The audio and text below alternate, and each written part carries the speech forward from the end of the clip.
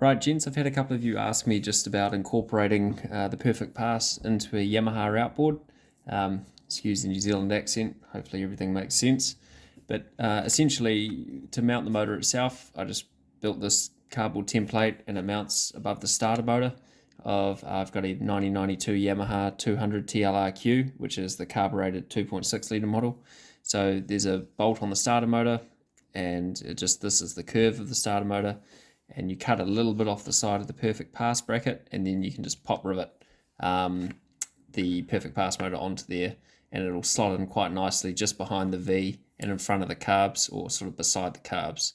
It took me about half an hour with the angle grinder to cut it out of steel. Pretty straightforward. In terms of the actual mounting of the Perfect Pass system to control the throttle, this is sort of what my system looks like. So it's a mechanically controlled, mechanically timing advance, and then you've got the throttle cam. So once this is fully advanced, this lower part of the arm continues forward and keeps advancing and swiveling this throttle cam, which keeps opening the carbs more and more. This is the thing that comes on here originally. So this attaches to the throttle cable of the Yamaha, and there's two cables, one on top of each other. You have the throttle cable on top and the gear shift cable on the bottom, and it's always a push throttle. So it pushes forward like that. That rotates the arm forward and gives you throttle. Okay, so basically to put Perfect Pass on one of these, you take that off and then you install this one here. Okay, this was a custom built one. This one in particular was 3D printed out of our acrylic, but I'll probably make it out of brass in the future just for a bit more longevity. So that screws into your push throttle cable here, and basically what happens is the Perfect Pass motor is attached to here, and the L bracket that comes with the Perfect Pass that's made out of brass goes on to the Yamaha arm here, the main throttle arm. So essentially what happens is when the motor's at idle, the cable, so I'll just use this, is pulled tight up against here on the Perfect Pass motor. Okay, so it's holding it tight. As you advance the throttle forward like this, it'll get to the preset speed, and then the cable will start being let out by the Perfect Pass motor as it attains its speed.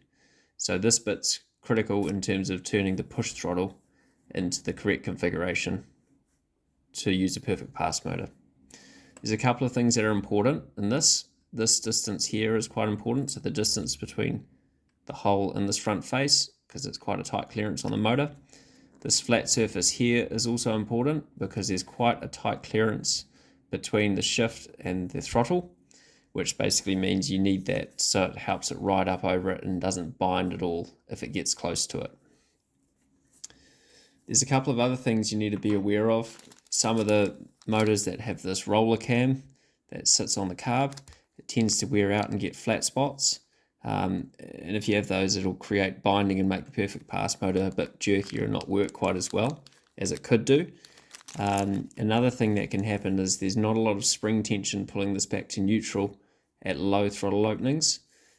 So sometimes you need to add another spring down here just to help the control that the Perfect Pass motor can have at lower speeds.